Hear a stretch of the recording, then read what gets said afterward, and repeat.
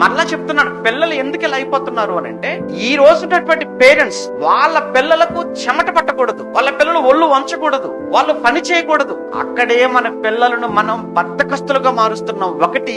రెండు, వాళ్ళ కష్టం అంటే తెలియకుండా పెంచుతున్నాం. ఇలా కష్టము బాధ తెలియకుండా పిల్లల్ని పెంచుతున్నాం గనకనే వాళ్ళు యవనంలోకి వచ్చేటప్పటికి, వాళ్ళు పెద్ద పెద్ద కాలేజీలకు వెళ్ళిపోయేటప్పటికి చిన్న చిన్న కష్టాలు సమస్యలు వారు తట్టుకోలేక వాళ్ళు వెంటనే తొందరపడి ఆవేశానికి లోనైపోయి ఆత్మహత్యలు చేసుకుంటున్నారండి. ఒకటి గుర్తుపెట్టుకోండి, మన కాళ్ళు తడవకుండా సముద్రాలు దాటగలమేమో కానీ కళ్ళు తడవకుండా జీవితాన్ని మాత్రం మనం గెలవలేము, దాటలేము. ఈ రోజు ఇక్కడ కూర్చున్న పెద్దలుగా మీ జీవితంలో ఎప్పుడు మీరు కన్నీళ్లు పెట్టుకోలేదు, ఎప్పుడు మీ కళ్ళు చెమ్మగిల్లలేదు, ఎప్పుడు మీరు ఏడవలేదు, ఎప్పుడు బాధపడలేదు. మీరు కన్నీళ్లు కార్చారు గనక, బాధపడ్డారు గనక, ఎన్నో ఆటపోట్లు ఎదుర్కొన్నారు గనక ఈ రోజు మీరు ఈ స్థాయికి వచ్చారు, ఈ స్థితికి వచ్చారు.